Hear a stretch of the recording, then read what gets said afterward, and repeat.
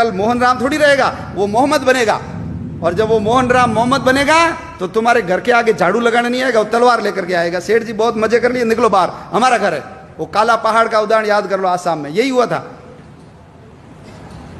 ये जितनी बीमारियां हैं, ये घूंघट प्रथा अपने यहाँ तो कम है, गंगानगर में ये घूंघट प्रथा क्यों आई? राम ने, सीता ने, आपने फोटो देखा होगा शिव पार्वती का, रामायण महाभारत भी देखी, किसी महिला ने घूंघट नहीं निकाला। हमारी महिलाएं क्यों निकालती घूंघट?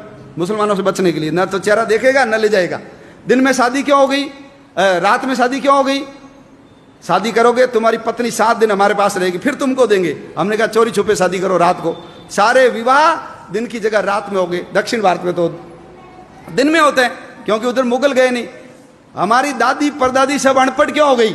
इसलिए अनपढ़ हो गई क्योंकि बच्चियां स्कूल जाती थी, मुसलमान उठा के ले जाते थे, तो हमने कहा भैया स्कूल जाना नहीं। ये सब हमारी दादी परदादी अनपढ़ हो गई।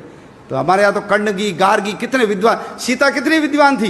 द्रौपदी ने जो सवाल किए उस सवालों का उत्तर भीष्म भी नहीं दे पाया। पढ़ी लिखी थी तब किए ना। ये बाल विवाह, बच्ची को जल्दी शादी कर लो, शादीशुदा बच्ची को मुसलमान कम ले जाते थे। बाल विवाह इनके कारण आ गए।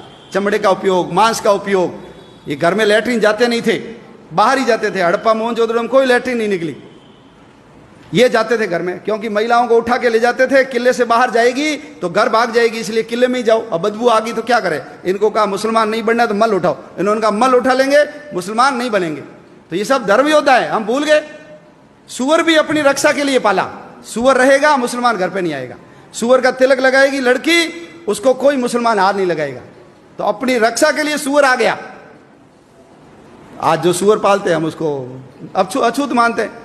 ये नहीं होते तो 1947 नहीं, उससे पहले ही देश का विभाजन हो जाता। अंबेडकर जी मुसलमान बन जाते तो आप कल्पना कर सकते हो क्या हालत होती हमारी। अंबेडकर जी ने कहा ऐसे किसी धर्म में नहीं जाऊंगा जिसकी जड़ें विदेश से जुड़ी हुई है, इसलिए बौद्ध बने। कोई फर्क नहीं पड़ा, बौद्ध बने तो वही अंबेडकर जी रहे। उनके पिताजी का नाम रामजी अंबेडकर रहा, उनके गुरु का नाम महादेव अंबेडकर, कोई फर्क नहीं पड़ा। तो बौद्ध तो हमारे अवतार है। जैसे सिख परंपरा है, जैसे जैन परंपरा है, ऐसे बौद्ध परंपरा है। लेकिन है सब कौन? हम सब जाकर के मूल तो उस हिंदुत्व तत्व से जाकर के ही तो जुड़ते हैं। तो छुआछूत खत्म होनी चाहिए। इसलिए विश्व हिंदू परिषद का मंत्र है हिंदवः सोदरा सर्वे न हिंदू पतितो भवेत्। सभी हिंदू सगे माँ जाए भाई है, कोई हिंदू नीच या पतित नहीं है। मम दीक्षा हिंदू रक्षा, मम मंत्र समानता। मेरी दीक्षा हिंदू की रक्षा करना और समानता लाना मेरा मंत्र है। ये विश्व हिंदू परिषद का उद्घोष है।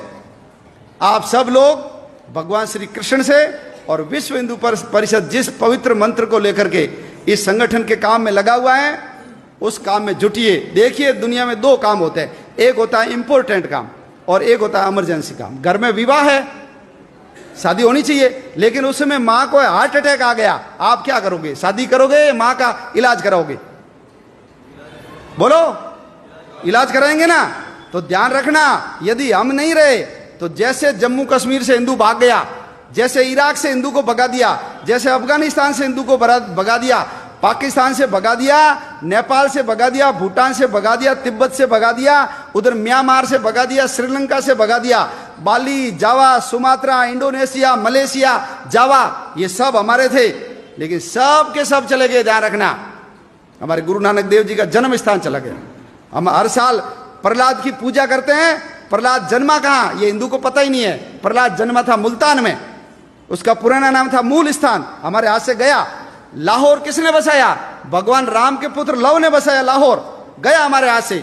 भरत का पुत्र था तक्ष, उसने बसाया तक्षशिला को। आज तक्षशिला हमारे हाथ में गया।